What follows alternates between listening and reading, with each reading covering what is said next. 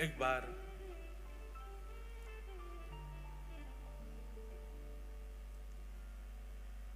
ठाकुर जी में और लक्ष्मी जी में विवाद हो गया आपस में। विवाद ऐसा हमारे आपके जैसा विवाद नहीं होता उन दोनों में। श्रीमद् भागवत में उसको नाम दिया गया प्रणय कलह। क्या दिया गया? प्रणय कलह। मतलब प्रेम भरी नोकझोंक होती है दोनों में। एक दिन लक्ष्मी जी से बैठे बैठे ठाकुर जी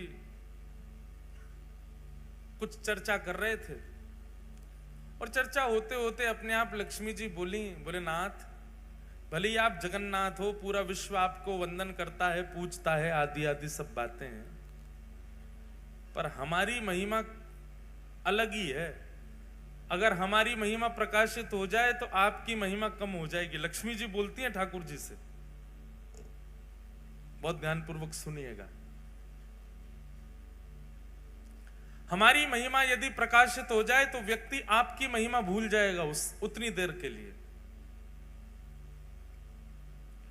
ठाकुर जी बोले आप तो हैं ही श्रेष्ठ। भगवान को कोई अपनी महिमा की ज्यादा इच्छा नहीं होती। भगवान तो अमानिना मान देना, सबको मान देने वाले हैं, अपने मान की कभी इच्छा रखते नहीं। लक्ष्मी मैया ने जब ये बात कही कि हमारा यदि प्रकाश हो जाए तो आपका प्रकाश धीमा पड़ जाता है, ठाकुर जी बोले अच्छी बात है। लेकिन लक्ष्मी जी मानी नहीं, बोले नहीं मैं प्रमाणित करके बताऊंगी। अभी तो आपने ऐसे सहज में बोल दिया अच्छी बात है, मैं प्रमाणित करके दिखा दूंगी कि जहां मेरा प्रकाश हो जाता है वहां लोग आपकी महिमा भूल जाते हैं। भगवान बोले नहीं आवश्यकता नहीं। बोले नहीं आवश्यकता, मैं तो करके दिखाऊंगी। ठीक है। एक व्यक्ति की शव यात्रा जा रही थी। सब लोग उस शव को लेकर के जा रहे हैं। राम नाम सत्य है, गोविंद नाम सत्य है, गोपाल नाम सत्य है। लक्ष्मी जी ठाकुर जी से बोली देखो आपकी महिमा। सब जा रहे हैं लेकर के ठाकुर जी को, सब लेकर के जा रहे हैं उस शव को, आपकी महिमा गाते हुए जा रहे हैं। देखो अब मैं अपना प्रकाश कर दूं। बोले करो। इतने में ही लक्ष्मी ने धन वर्षण कर दिया। आगे सोना चांदी गिरने लगे, आकाश में वर्षा हुई, सोने के सिक्के गिरे। जैसे सोना का सिक्का गिरे, महाराज जितनी शव यात्रा में चल रहे थे भगवान नाम गाते हुए, सब दौड़े जाकर के सिक्का बटोरने लगे। 4 लोग रह गए केवल वो अर्थी पे। उन चारों के मन में आया, बोले कि भैया इतना सारा धन गिर रहा है, राम नाम सत्य बोलना तो सब भूले ही गए। अर्थी वालों ने भी सोचा थोड़ी बहुत देर की वर्षा है, इकट्ठा कर लें, फिर तो पिताजी को ले ही जाना है शमशान। उन्होंने अर्थी नीचे धर दी, वो भी दौड़े, उन्होंने भी जाके सिक्का बटोरे, जेब में भर लिए अपने। लक्ष्मी जी बोली ये है मेरी महिमा। अंत काल में किसी को लेकर के जा रहे हैं, आपका नाम गाते हुए जा रहे हैं, लेकिन मेरी महिमा के आगे देखो आपके नाम की महिमा भी फीकी पड़ गई। ठाकुर जी जगन्नाथ जी मंद मंद मुस्काए, मंद मुस्कुरा करके बोले सुनो देवी, ये सब तो भगे, वो अर्थी वाला क्यों नहीं भगा? जय हो पधार। वो अर्थी वाला क्यों नहीं भगा? ये सब तो भागे हैं, वो एक व्यक्ति क्यों रह गया? महिमा है तो सब पे होनी चाहिए, आपकी सब पे बरसनी चाहिए। लक्ष्मी जी बोली उसके अंदर प्राण नहीं है। बोले प्राण नहीं, उसके अंदर मैं नहीं। प्राण कौन है, आत्मा कौन है? बोले मेरा ही तो स्वरूप है। आपकी महिमा भले ही होगी, पर आपको पाने भी व्यक्ति तब जाएगा जब मैं चित्त में हूं। मैं ही नहीं रहूंगा तो वो आपके पास भी नहीं जा सकता। ये वास्तव में लक्ष्मी जी आपकी महिमा नहीं है। ये तो मैं अपनी पत्नी को जहां देखता हूं तो मेरे मन में भाव आ जाता है कि ओहो ये बेचारी यहां पड़ी हैं, यहां रखी हैं, यहां व्यवस्थित हैं, इनको उठा लो। लेकिन जब मैं ही त्याग देता हूं तो फिर आपकी महिमा कैसे बढ़े? लक्ष्मी जी चरणों में गिर गई, कान पकड़े, बोले सॉरी, हमको क्षमा कर दो। ऐसे रथ आरूढ़ होकर के ठाकुर जी हम आप सबको ये संकेत करते हैं कि भैया इस विश्व में आपके आने का एकमात्र उद्देश्य है। रथ कितना भी सुंदर है, रंग रोगन कितना भी अच्छा है, वस्त्र कितने भी अच्छे लगे हैं, घोड़े कितने मजबूत हैं, सारथी कितना अद्भुत है, आपका शरीर जो है वो कितना सुंदर है, कितना योग्य है, कितना श्रेष्ठ है, कितना भरपूर है, वो सब श्रेष्ठताओं से परिपूर्ण है। परंतु रथ की ओर दृष्टि और रथ के प्रति आकर्षण तभी होता है जब उस पर श्री जगन्नाथ जी विराजते हैं।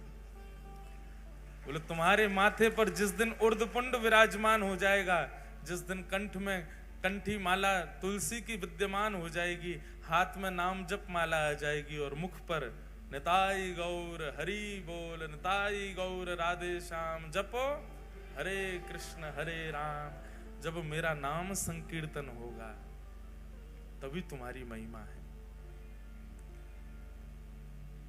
और जिस दिन मैंने तुम्हारा त्याग कर दिया उस दिन ही जीर्ण हो जाना है, उसी दिन ही टूटना प्रारंभ हो जाना है तुम्हारा। इसलिए मुझे धारण करो, मुझे विराजमान करो। किसी भी प्रकार की अस्वस्थता का भाव कैसे आ सकता है? वो साक्षात महाप्रभु हैं। तब प्रसंग सुनाया जाता है भक्त श्री माधव दास जी का। श्री जगन्नाथ भगवान के परम वैष्णव भक्त हुए श्री माधव दास। बहुत सुंदर चरित्र है। कन्नौज के एक विप्र कुल में जन्म हुआ श्री माधव दास जी का। बहुत ध्यान पूर्वक सुनो। जिनको कथा पता है अच्छी बात है, जिनको नहीं पता है वो सुनो, जिनको पता है वो फिर से सुनो।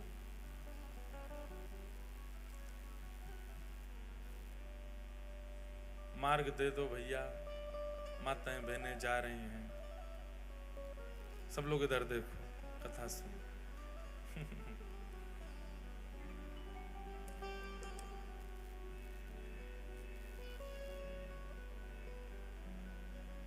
कथा से कोई जाता है तो मन तो होता है कि इनको पकड़ के बैठा दें, पूछ लें भैया क्यों जा रहे हो, पर सबके अपने अपने काम होते हैं। लेकिन फिर मन में बात आती है कि भाई 7 दिन की कथा हो तो ठीक भी लगे, 4 ही दिन को आए फिर भी जा रहे हो, अब तो बैठ जाओ, अब मत उठना कोई। हाँ, अब जो उठ गए वो चले जाओ, जो नहीं उठे वो बैठे रहना। ध्यान से सुनो। श्री गिरधर लाल जी रथ में बैठे हैं आप लोगों के लिए, इसलिए भाव से कथा सुनो। बोलो गिरधर लाल प्यारे की। कन्नौज के विप्र कुल में जन्म हुआ किनका? माधवदास। श्री माधवदास जी का चरित्र आता है कि आप बड़े विद्वान थे, आपका विवाह हुआ और विवाह के उपरांत आपकी पत्नी ने एक पुत्र को जन्म दिया। बालक का जन्म होते ही किसी कारण से पत्नी की मृत्यु हो गई और पत्नी की मृत्यु होने पर पूरा घर बड़ा उदास निराश हताश हो गया। माधवदास जी ने संस्कार आदि किए और उसके बाद ऐसी विरक्ति आई माधवदास जी को। विरक्त तो पहले से ही घर वालों ने ब्याह करा दिया था, विरक्ति तो उनके चित्त में थी, परंतु पत्नी की मृत्यु से अब और ज्यादा उनकी विरक्ति जो है वो प्रगाढ़ हो गई।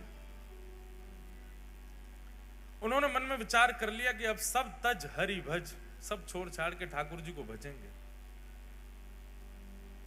एक बात कहें बंधुओं, माधवदास जी के चरित्र में नहीं कह रहा हूं, अपने विषय में, हम आप सब लोगों के विषय में कह रहा हूं कि हम प्रतीक्षा क्यों करते हैं कि जब कुछ घटना घटे तो ही हम ठाकुर जी के शरणागत हों। प्रतीक्षा मत करो घटना की। वास्तव में कोई घटना होने के बाद, ठोकर लगने के बाद या फिर किसी प्रकार की स्थिति आने के बाद जब हम भगवत सन्मुख होते हैं, ठाकुर जी को अच्छा तो लगता है पर उतना प्रिय नहीं लगता। लेकिन कोई व्यक्ति सर्व व्यवस्था होने के बाद भी, सब कुछ सुमंगल होने के बाद भी ठाकुर जी को शरणागत हो जाता है, तब ठाकुर जी को बहुत प्रिय लगता है। तब लगता है ठाकुर जी को, हाँ ये प्रेम मेरे लिए वास्तविक है। कोई व्यक्ति आपसे प्रेम इसलिए कर रहा है क्योंकि उसका मन नहीं लग रहा। कोई व्यक्ति आपसे प्रेम इसलिए कर रहा है क्योंकि उसके प्रेम के पीछे एक कारण विद्यमान है, एक कारण है जिसके कारण वो आपसे ब्याह कर रहा है। जैसे कि विवाह संबंधों में भी अगर कन्या ने आपसे विवाह किसी कारण से किया, चाहे आपके धन के लिए किया, चाहे आपकी संपत्ति के लिए किया, चाहे किसी और कारणों से किया, तो कारणों से हुआ संबंध आपको पता लगने पर इतनी प्रसन्नता नहीं होती, क्षोभ होता है चित्त में। ऐसे ठाकुर जी जब अपने शरणागत को देखते हैं तो शरणागत को देख करके ठाकुर जी तुरंत नेत्र बंद करके विचार करते हैं कारण क्या है इसकी शरणागति का। और जब कारण ठाकुर जी को पता चलता है, ओहो जीवन में दुविधा है, सब जगह ठोकर खा खा के बेचारा परेशान हो गया है, सब जगह विश्वास करके देख लिया लेकिन फिर भी इसको अविश्वास मिला है, सब जगह से ऐसा ऐसा हो करके अंत में मेरे शरण में आया, तो ठाकुर जी मुस्कुराते तो हैं पर प्रसन्न नहीं होते। लेकिन कोई व्यक्ति बिना किसी कारण के ठाकुर जी के सन्मुख चला जाए, बिना किसी कारण के ठाकुर जी का हो जाए, वो अति प्रिय होता है। अकारण प्रेम करो, अहेतु की भक्ति करो ठाकुर जी की। किसी घटना की प्रतीक्षा मत करो कि वो हो तो ही हम ठाकुर जी के सन्मुख जाएं। अब घट गई है, उसके बाद आ चुके तो अब बुरा नहीं मानो। अब उनके लिए माधवदास जी की कथा सुनो। तो माधवदास जी का जीवन कैसा, वो तो पहले से शरणागति चाहते थे पर घर वालों के कारण ब्याह किया। पुत्र का जन्म हुआ, पत्नी मर गई, सब छोड़ करके शरणागति लेना चाहते थे ठाकुर जी की, पर तभी अपने छोटे बालक को देखा और घर वाले भी कहते थे अब ये इसका पालन पोषण कौन करेगा, इसका बेचारे का क्या अपराध, इसका क्या दोष, ये कैसे रहेगा। तो माधवदास जी का एक सूक्ष्म ममत्व उसके प्रति होने लगा, उसको अपने चित्त से लगा करके रखते। सोचते तो थे क्या करूं, घर वाले कहते एक और ब्याह कर लो। बहुत पीछे पड़ने लगे घर वाले, तो माधवदास जी ने एक दिन कह दिया, आप सब लोग जो मेरे पीछे पड़े हैं कि ब्याह कर लो ब्याह कर लो, मुझे आप सब आश्वासन दे दीजिए और आश्वासन करते हुए ये बता दीजिए कि अब मेरा जिससे ब्याह होगा वो कभी नहीं पधारेगी और उससे होने वाली संतान भी कभी नहीं पधारेगी, तो मैं ब्याह करूंगा। सारे रिश्तेदार पीछे हो गए, ये कैसी बात है, ये कैसी बात है। बोले नहीं, आप कह दो कि वो नहीं मरेगी तो मैं ब्याह कर लूंगा। कोई भी इस बात पर लिखने को राजी नहीं हुआ। माधवदास जी बोले तो फिर मैं ब्याह नहीं करूंगा। रही बात इस बालक की, तो मैं इसका पोषण करूंगा।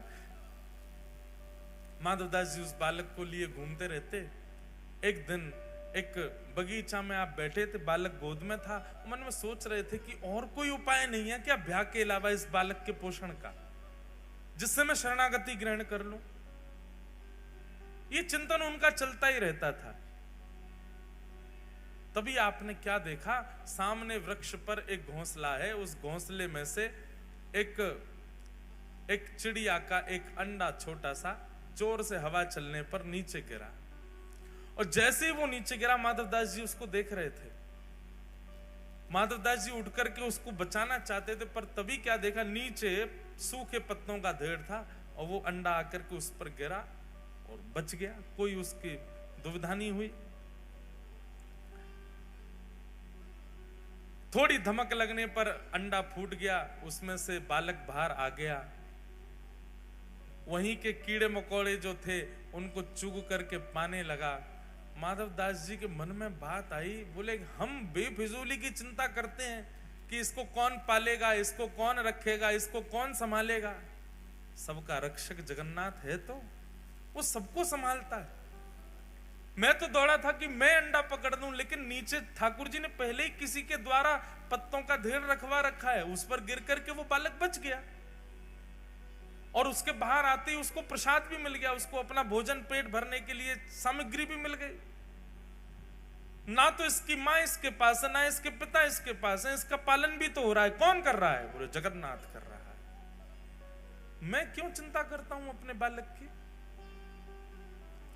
और उसी समय अब देखो, संसार की दृष्टि में इसको गलत माना जाएगा। इसमें क्या माना जाएगा? अपने कर्तव्य से भाग गया।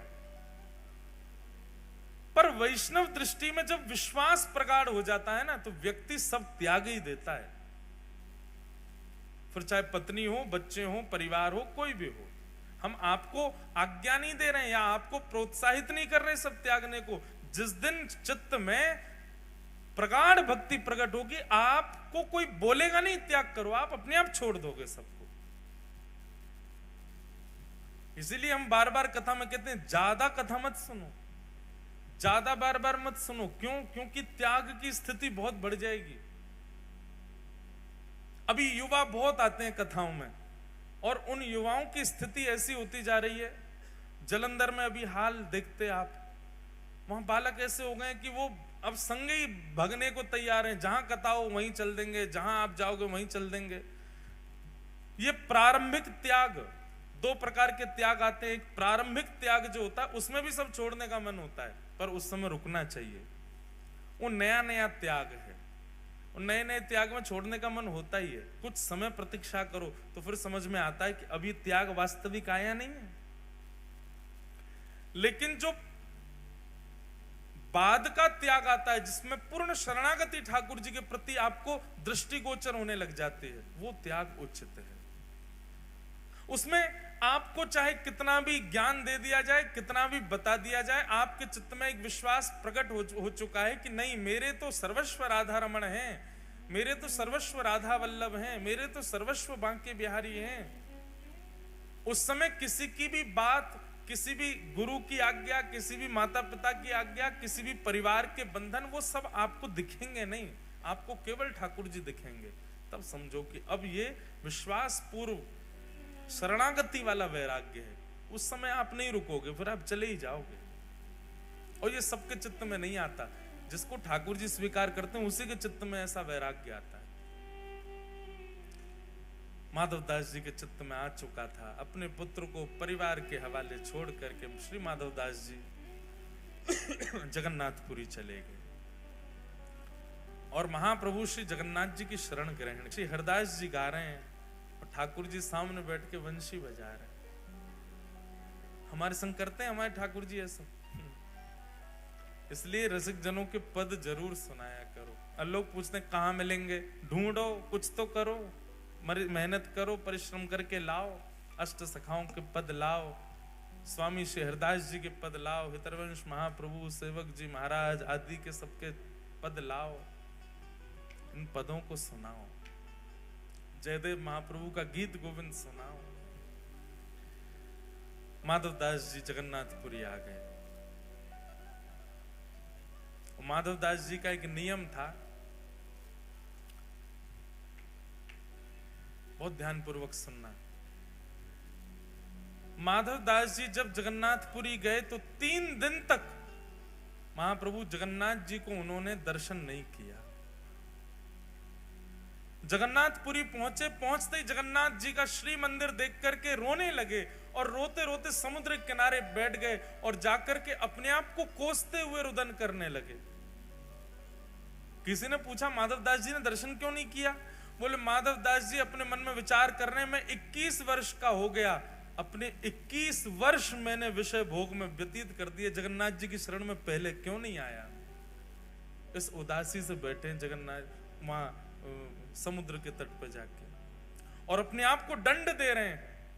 ना कुछ पा रहे हैं, ना कुछ पी रहे हैं, ना कुछ पा रहे हैं, बस एक निष्ठ होकर रुदन करते जा रहे हैं, और बार बार स्वयं को कोस रहे हैं, मैंने 21 वर्ष निकाल दिए। अरे तो भाई किसी ने कहा माधवदास जी को प्रसन्न हो जाना चाहिए, अब तो आ गए शरण में। बोले अब जीवन का कोई पता है क्या? मेरे जीवन के केवल इतने ही दिन हो, 21 वर्ष 6 दिन की मेरी आयु हो, तो इसका मतलब अब शेष 3 ही दिन रह पाऊंगा मैं ठाकुर जी की शरण में। 21 वर्ष तो मैंने विषय भोग में निकाल दिए। इस बात से परेशान होकर रोने लगे। अच्छा, माधवदास जी ने कोई 3 दिन का नियम नहीं लिया था। माधवदास जी तो मृत्यु पर्यंत अनशन पर बैठ गए समुद्र के तट पर जाके कि मैंने अपना जीवन व्यर्थ कर दिया, ठाकुर जी की शरण में पहले नहीं आया।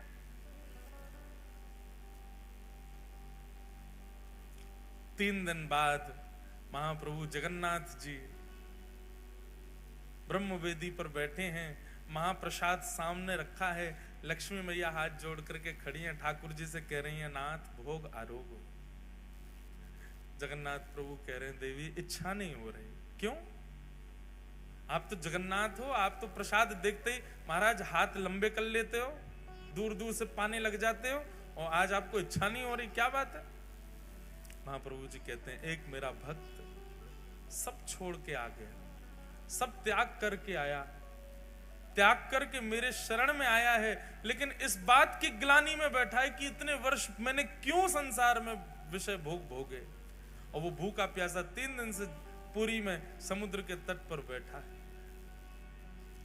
मुझे उसकी याद आ रही है, मुझे भूख नहीं लग रही है, तुम कुछ करो, उसके पास प्रसाद भिजवाओ, वो पाएगा तब मैं प्रसन्न होऊंगा।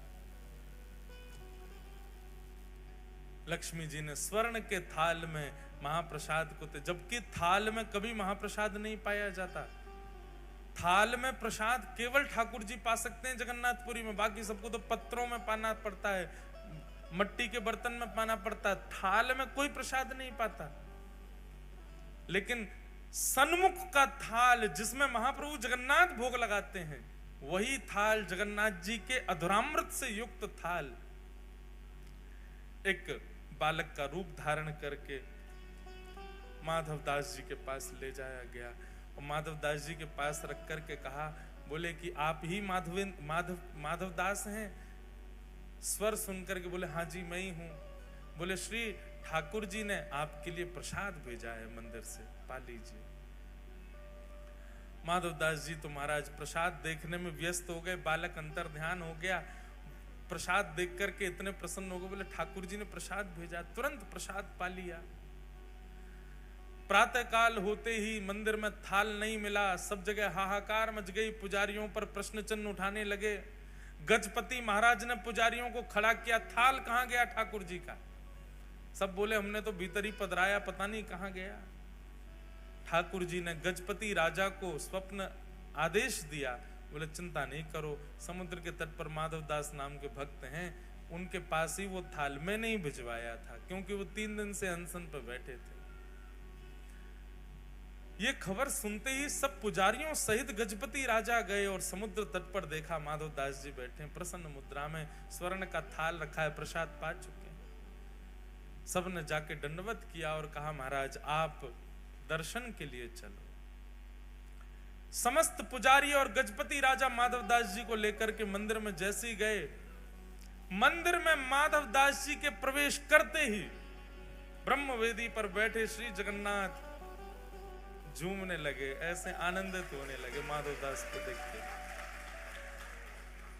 बंधुओं, हम सबने झूमते हुए ठाकुर जी को देखा है जब वो रथ पे जाते हैं, पर जैसे ठाकुर जी वो रथ पे जाते हुए झूमते हैं पंडा पुजारियों के संग, ऐसे ठाकुर जी वास्तव में अपने अनन्य भक्तों को देख के ब्रह्मवेदी पर झूमने लगते थे। कितने प्रसंगों में मैंने देखा, माधवदास जी के प्रसंग में देखा, यहां सालवेग के प्रसंग में देखा, रघुदास नाम के भक्त हुए उनके प्रसंग में देखा, ठाकुर जी ऐसे झूमते थे, मस्त मदमस्त हो जाते, जैसे मानो कोई वस्तु हो। अब हमारे जो जगन्नाथ जी है ना भागवत जी वाले, ये भी झूम जाते हैं। कई बार कथा में जोरदार कीर्तन होता है तो जोर से माइक बजता है तो ये भी ऐसे झूमते हैं, कभी कभी दिखते हैं। तो ठाकुर जी झूमने लगे माधवदास को, और जैसे ही झूमने लगे सब पंडा पुजारी जय जयकार करने लगे, हरि हरि बोलो, हरि हरि बोलो। महाप्रभु प्रसन्न हो गए माधवदास को देख करके। माधवदास जी ने प्रथम दर्शन किया श्री जगन्नाथ जी का, नेत्रों में अश्रु भर आए, ठाकुर जी को निहारते रहे, दर्शन किया। अब नित्य माधवदास जी दर्शन को जाने लगे। बहुत सुंदर चरित्र है माधवदास जी का। मैं तो आज 5-6 चरित्र सुनाने के भाव से आया था, अब जितने हो जाएं सुनो। माधवदास जी परम विद्वान थे। माधवदास जी के चरित्र में आता है, बहुत ध्यानपूर्वक सुनिएगा।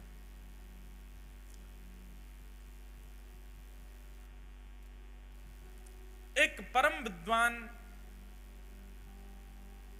पूरे भारत में घूमते घूमते सब जगह विद्वानों को परास्त करते हुए सब जगह से विजय पत्र लिखवा लेता था कि मैं जीत गया। काशी गया तो काशी में उसको किसी ने कहा, बोले सुनो, अगर तुमने जगन्नाथपुरी के माधवदास जी को हरा दिया तो हम मान जाएंगे कि तुम पूरे विश्व के विजेता, क्योंकि उनसे बड़ा विद्वान इस समय पृथ्वी पर कोई भी नहीं है। माधवदास जी को हरा के दिखाओ। ब्राह्मण देवता तुरंत जगन्नाथपुरी गए। जगन्नाथपुरी में ढूंढने लगे, कहाँ है माधवदास।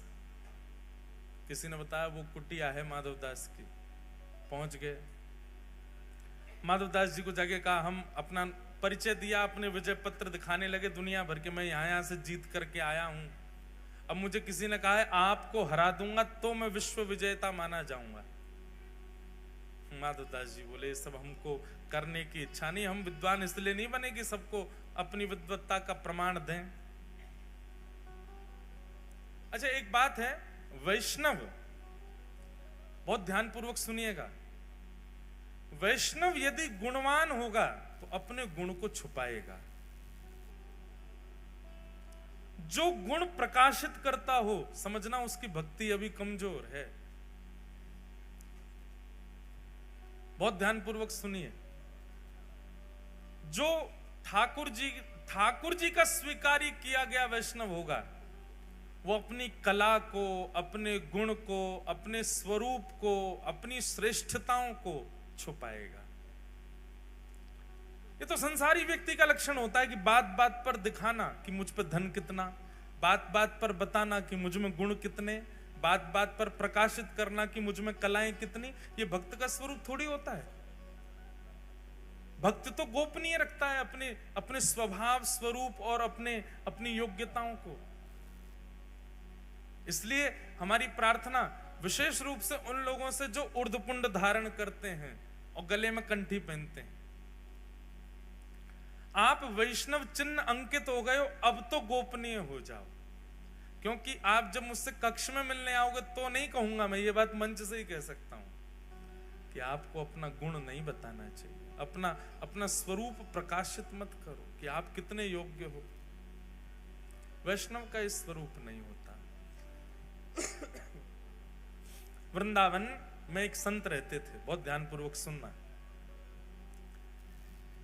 उन संत की महिमा इतनी थी कि महाराज चित्रकूट तक उनका प्रकाश हो गया। चित्रकूट के एक संत ने सुना कि वृंदावन में एक बड़े अच्छे संत हैं, वो ऐसे हैं, ऐसे हैं, ऐसे हैं, सब उनका भाव सुना। तो चित्रकूट के उन महाराज जी की इच्छा हुई कि मैं भी जाऊं वृंदावन, जाके उन संत का दर्शन करूं। कहां रहते हैं? बोले केसी घाट पर विराजते हैं। तो चित्रकूट के महाराज जी वृंदावन आए। बहुत ध्यानपूर्वक सुनो, सब लोग इधर देखो, वैष्णव कैसा होता है। फोन तो थे नहीं कि उस पर फोटो मंगा लिया हो कि संत का फोटो भेज दो या उनकी वीडियो भेज दो, कुछ था नहीं। पहुंच गए वृंदावन। अब पूछते पूछते जा रहे हैं, ये फलाने संत कहाँ रहते हैं? बोले वहां चले जाओ, परिक्रमा मार्ग में केसी घाट पर रहते हैं। केसी घाट के समीप पहुंचे ही थे चित्रकूट वाले महाराज जी। उन्होंने जाकर के फिर पूछा किसी से, बोले भैया ये अमुक नाम के संत कहाँ हैं, मुझे उनके दर्शन करने। तो जिस व्यक्ति से पूछा वो बोले, अच्छा उनके दर्शन करने हैं क्या? बोले हाँ, मैं भी अभी जा रहा हूं उन्हीं के दर्शन करने के लिए, आप मेरे संगी चल देना। बोले हाँ भैया ये बढ़िया है, बार बार कहां ढूंढेंगे, आपसे ही पूछ लेंगे। अभी आप एक काम कीजिए, मैंने प्रसाद बनाया है ठाकुर जी का, आप पा लीजिए। कहां से आए आप? बोले चित्रकूट से आए भैया। ओहो चित्रकूट से आए, हमारे ठाकुर जी का प्रसाद पा लो। बैठा दिया, बैठा के उनको प्रसाद पवाया। प्रसाद पवाने के बाद बोले भैया आप चलो महाराज जी के हमको दर्शन करा दो। बोले अभी महाराज जी का समय नहीं है दर्शन का, वो ना 2 घंटा बाद मिलेंगे। 2 घंटा क्या करोगे? बोले क्या करें? बोले प्रसाद पाया, थोड़ी देर पौड़ लो, सो जाओ हमारे पास से। आसन बिछा दिया, बढ़िया सुंदर चद्दर। अरे हमको नींद नहीं है। नहीं नहीं, सो जाइए ना, आप इतनी दूर चित्रकूट से आए हैं। वो नहीं माने तो जबरदस्ती उनको सुला दिया। बोले लेटो आप। हाथ पांव दबाने लगे, पैर पकड़ के मसलने लगे, हाथ दबाने लगे, पैरन में घी लगाने लगे। अरे भैया काय को इतनी सेवा कर रहे हो, हम जिस काम के लिए आए वो आप करने नहीं दे रहे। उन महाराज जी से हमको मिलना, उनसे मिलवा दो। अभी ले चलूंगा, थोड़ी देर हमको सेवा करने दो ना, मैं भी जाऊंगा वहां पे, आपको ले चलूंगा। इतने में कोई तीसरा व्यक्ति आया। अब वो महाराज जी बेचारे चिढ़ गए थे। बोले भैया हम आए थे अमुक नाम के संत हैं, उनका दर्शन करने, और जब बाबा ने हमको पकड़ लिया यहीं पर, हमको पहले भोजन करा दिया, अब हमारे हाथ पांव दबा रहे हैं, जबरदस्ती पैर मसल रहे हैं हमारे। इनसे बोलो हमको छोड़े, हमको उनके दर्शन करने। वो तीसरा व्यक्ति जो आया वो प्रणाम करके बोला, आपके जो चरण दबा रहे हैं ये वही महाराज जी हैं जिनसे आप मिलने आए हो, ये वही संत हैं। चित्रकूट से आए हुए संत जो थे उनके नेत्र सजल हो गए। बोले मैंने जो सुना था ना, मुझे लगता था कि मैं देखूंगा तो उनका भाव अनुभव करने का प्रयास करूंगा, पर मुझे पता ही नहीं, मैं पिछले 2 घंटे से उन्हीं के भाव देख रहा था। यही है असली ये 2 प्रकार के वैष्णव, एक वो जिसने ठाकुर जी को पकड़ रखा है, और एक वो जाकू ठाकुर जी ने पकड़ रखा है। जिसने ठाकुर जी को पकड़ रखा है ना, वो हम सब हैं। हम में आडंबर भी है, हम में दंभ भी है, हम में प्रकाशन भी है, हम में सब कुछ है। पर ठाकुर जी जाकू पकड़ लेना, वो तो अत्यंत गौड़ हो जाता है, अत्यंत गोपनीय हो जाता है, अत्यंत सूक्ष्म हो जाता है, वो शांत हो जाता है। वो अपनी योग्यता जिससे संसार रीझे वो कार्य वो कर ही नहीं सकता। योग्यता बताने से 4 लोग रीझेंगे मुझसे, और वैष्णव को डर लगता है कि कहीं वो रीझ ना जाए मुझसे। मैं जिसको रिझाने के लिए बैठा हूं, अपने आप उसका प्रकाश हो जाए, वो बात अलग है। और एक बात और सुनिए, वैष्णव गुणवान होते हुए भी अपने जब गुण का प्रकाश नहीं करता, तो ठाकुर जी उसका प्रकाश करते हैं। फिर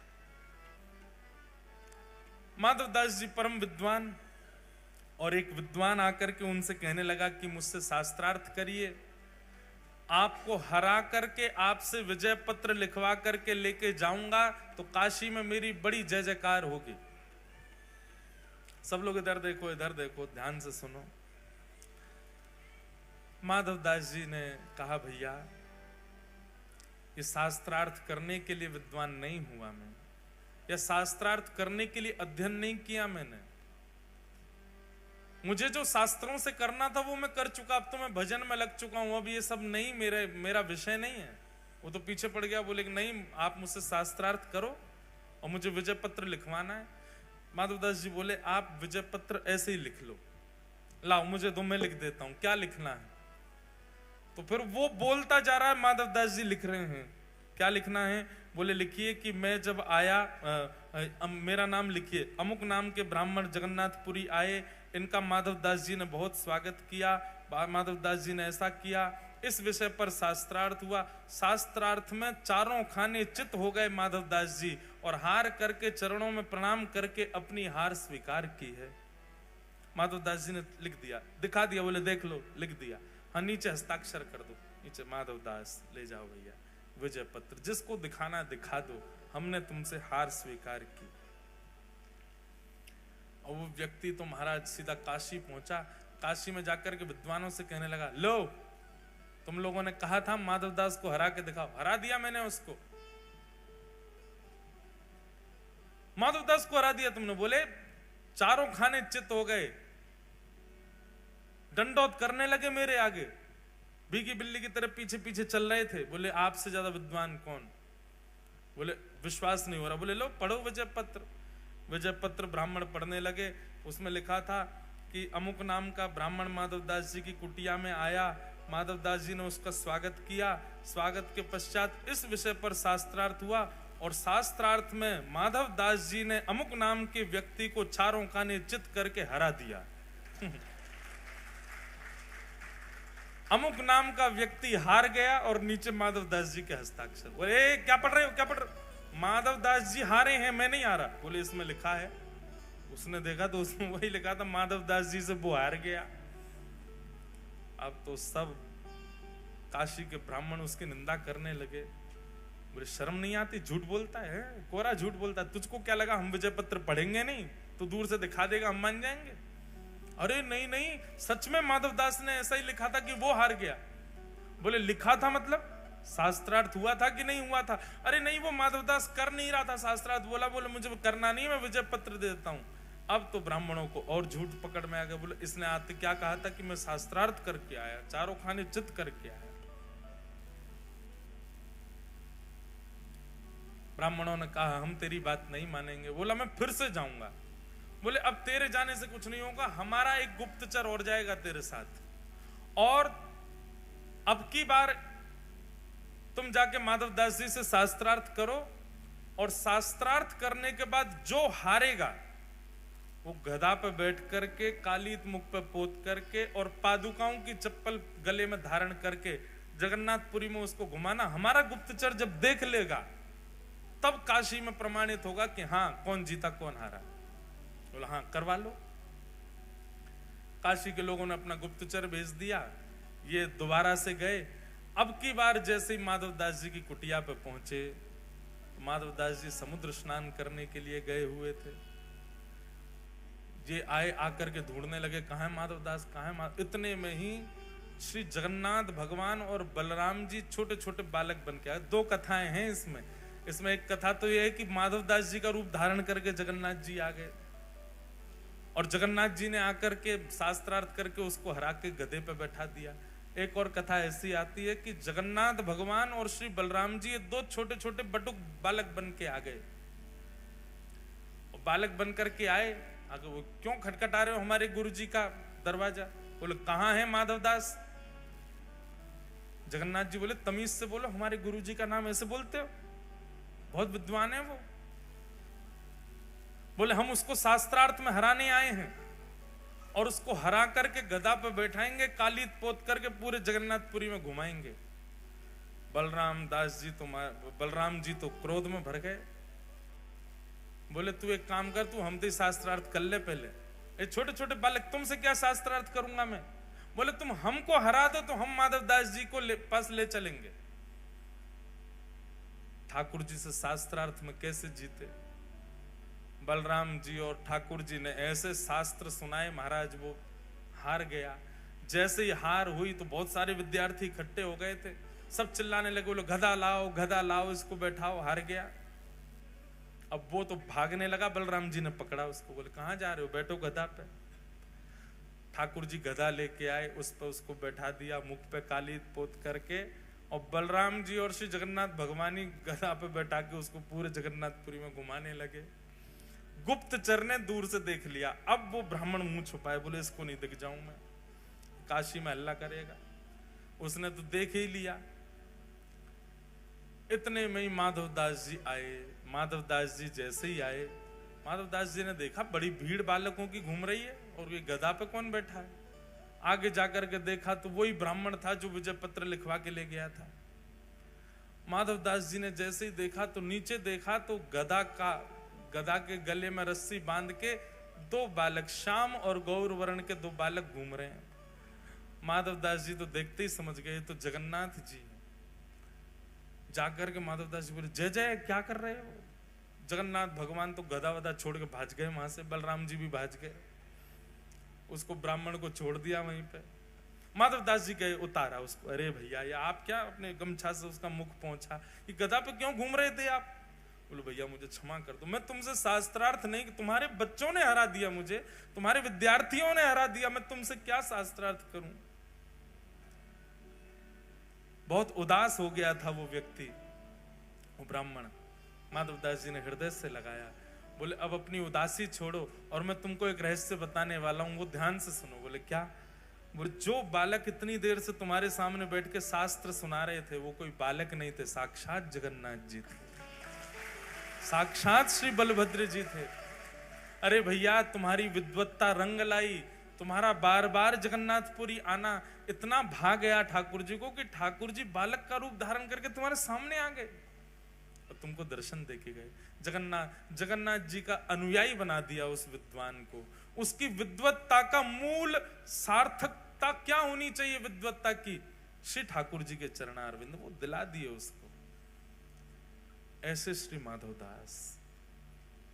तो हम प्रसंग ये लेके बैठे थे कि श्री जगन्नाथ भगवान बीमार क्यों होते हैं? जगन्नाथ भगवान इतने महाप्रभु हैं और भगवान को बीमारी होना। ये माधवदास जी के चरित्र में ही आता है कि श्री माधवदास जी को अतिसार का, पेट का एक रोग हो गया, जिसके कारण उनको बार बार शौच जाना पड़ता था। माधवदास जी मंदिर भी नहीं जा पा रहे थे, कोई सेवक भी नहीं था पास में, और स्वयं उठने की स्थिति में नहीं थे। इतने बीमार हो गए माधवदास जी कि बस पड़े पड़े बिस्तर पर ही मलमूत्र का त्याग कर रहे थे। जब बहुत समय तक इस हालत में आ गए कि अब उठ भी नहीं पा रहे, इतना बल भी नहीं बचा था, तब श्री जगन्नाथ जी ही उनके यहाँ एक दास का रूप धारण करके आए और आकर के अपने हाथों में जल भर भर के लामे और माधवदास जी के अंग पर लगे हुए मल मूत्र आदि को अपने हाथ से साफ कर रहे हैं श्री जगन्नाथ जी। माधवदास जी के नेत्र खुले, नेत्र खोल करके देखा तो श्याम वर्ण का एक बालक सेवा का। माधवदास जी से कहां बचने वाले ठाकुर जी? उनको सुगंधी आ गई चंदन की, सुगंधी आ गई कपूर की, सुगंधी आ गई कस्तूरी की, केसर की।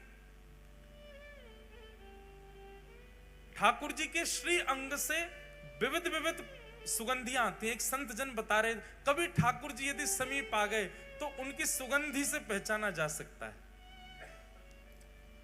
ठाकुर जी समीप से आएंगे तो कुछ अलग अलग सुगंधी आएंगी, जैसे कि श्री अंग की सुगंधी चंदन की भांति होगी।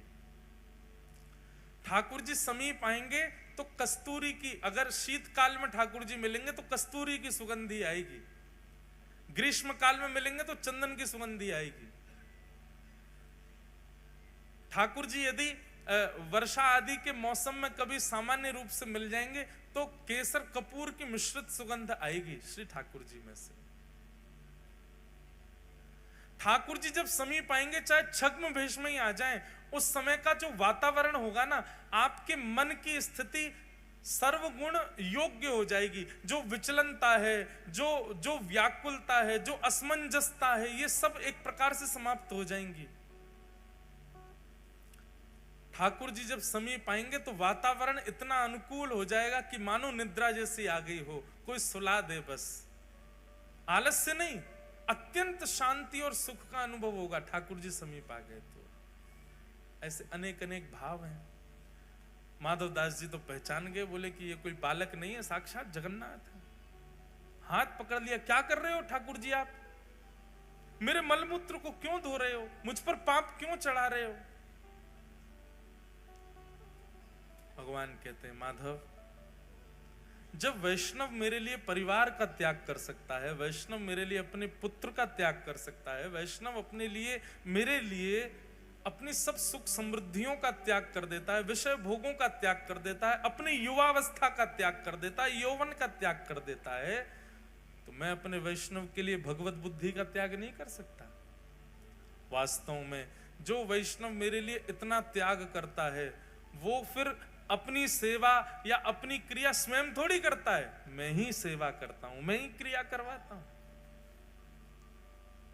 तुमने इतना त्याग किया, मैं तुम्हारे लिए इतना नहीं करूं? माधवदास जी बोले, तो फिर नाथ मेरे मेरे मेरे रोग को दूर कर दो। बोले, रोग तो तेरा प्रारब्ध है, वो तुझे भोगना पड़ेगा, और तू अगर नहीं भोगेगा तुझे जन्म लेने के लिए दोबारा आना पड़ेगा। माधवदास जी बोले, मुझसे ये रोग अब सहा नहीं जा रहा नाथ, कितने दिन का रोग और है? बोले, भगवान बोले, भी 15 दिन का और है, इसको और भोग लो। ठीक है नाथ, प्रयास करूंगा। लेकिन जगन्नाथ भगवान जैसे ही मन उसके भवन से निकले, मन में विचार करने लगे, ठाकुर जी ये विचारों मेरे दर्शन नहीं कर पा रहा, इतना कष्ट में है, पतला दुबला सा बेचारा माधवदास, मैं इसके पास जाता हूं तो इसको और कष्ट होता है, और कोई इसकी सेवा में है नहीं है, कष्ट इतना ज्यादा अभी तक भोग चुका है कि 15 दिन में हो सकता है प्राण भी निकल जाए। तभी क्या होता है, शाम का समय हुआ और अचानक से माधवदास जी स्वस्थ हो गए, उनकी सारी पीड़ा दूर हो गई, सारा रोग निवृत्त हो गया, बिल्कुल मानो जैसे कुछ हुआ ही ना हो। ऐसे परम प्रसन्न श्री माधवदास जी हो गए। बोले ओहो, निश्चित ठाकुर जी आए थे, ठाकुर जी का स्पर्श होने से मेरा रोग ठीक हो गया। माधवदास जी स्नान आदि करके तैयार होकर के सीधे भागे सबसे पहले मंदिर। जैसे ही मंदिर पहुंचे, मंदिर के अंदर प्रवेश करते ही देखा तो पुजारी रो रहे थे, नेत्रों से आंसू गिर रहे। माधवदास जी बोले क्या हो गया? बोले ठाकुर जी को बुखार चढ़ गया है। श्री माधवदास जी का शेष रह गया 15 दिन का जो रोग था, 15 दिन का जो श्रम था, श्री जगन्नाथ जी ने अपने ऊपर ले लिया और स्वयं उसको, क्योंकि प्रारब्ध का है, उसको भोगना तो पड़ेगा। ठाकुर जी ने, और आज तक ठाकुर जी उसको धारण करते हैं। साल में एक बार माधवदास जी की स्मृति में भगवान श्री जगन्नाथ पीड़ा में जाते हैं। है कोई इतना दयालु, है कोई इतना कृपालु संसार में? अरे लोग बोलते भले ही हैं कि आपका ये रोग मुझे लग जाए, आपकी ये पीड़ा मेरे जीवन में आ जाए, लोग ऐसा व्यवहार में बोलते जरूर हैं, पर इसको पालन करने वाले तो संसार में केवल जगन्नाथ जी, उन्होंने ही करके दिखाया। नहीं तो महाराज कोविड में दिख गया था, पति ने पत्नी बंद कर दी कमरा में, यहीं रहे, नीचे तो ही दवाई दे रहा है, भीतर पा लेना, व्हाट्सएप कर रहा है, स्टीम ले लेना। तुमने तो 7 जन्म 7 निभाने का कहा था। अरे पगली, बच्चों को कौन संभालेगा? मैं भी बीमार हो गया तो। पर ऐसा नहीं है, कई परिवारों को मैं जानता हूं, वहां पर तो अच्छा हमारे साथ क्या हुआ हम अपनी सुनाए, काय को ज्यादा इसको इमोशनल बनाए। हमारे जितने भी भाई लोग संघ में रहते हैं, सब ब्राह्मण देवता, हम लोगों का नियम, मतलब कोविड जब शुरू हुआ था तो फर्स्ट लॉकडाउन जब लगा तो न्यूज पे आता था 3 बार हाथ धोएं, हैंड सैनिटाइज करें, घर में रहते हुए भी कम से कम इतनी दूरी रखें, और ये सब। तो हम जब देखते थे, मैंने कि सुनो, इनमें से एक का भी पालन हम तो नहीं करेंगे। क्यों? मैंने कि अकेले बीमार होके हॉस्पिटल गया तो मन कैसे लगेगा? अगर जाएंगे तो सब जाएंगे संग में, तो रोज सबको पकड़ना, रोज सबको गले लगाना, रोज हुआ किसी को नहीं, पर हमारा ऐसा भाव था। मैंने कि जाएंगे तो एक ही एम्बुलेंस में भर के जाएंगे सब रे, अकेले मन नहीं लगेगा यार, वहां क्या करेंगे फिर। हमारी तो बात नहीं, अद्भुत है। एक हमारे पंडित जी बोले महाराज जी आप तो वैकुंठ जाओगे। मैंने कि तो वह हम तो नरक में जाएंगे, बोल रहे थे विनोद में। मैंने कि ऐसे काय को बोल रहे हो? बोले लेकिन आप एक बात लिखवा लो हमसे। मैंने क्या? आप वैकुंठ गए और हम नरक गए तो आप भी ठाकुर जी से कहोगे मेरा मन नहीं लग रहा, या तो उनको बुला दो या मुझे भेज दो। तो वैकुंठ जाने वाला तो नरक जाएगा नहीं, ठाकुर जी उसको भेजेंगे नहीं। तो मैंने कि तो बोले अंत तो गत्वा, हमको ही नरक से बुलवाया जाएगा स्पेशल विमान से, वो उनको बुलवाओ। क्यों? बोले उनका मन नहीं लग रहा वहां पे। मैंने कहा अब ये तो विनोद की बात है, सब भैया कथा सुनवे वाले, कथा कहवे वाले, नित्य उर्द पुंड लगाने वाले, श्री लाल जी की नित्य सेवा करवे वाले, जे बैकुंठ भी नहीं जाएंगे, जे महाराज प्राण निकाल के पुनः वृंदावन में ही जन्म ले लेंगे, फिर से वृंदावन में आ जाएंगे।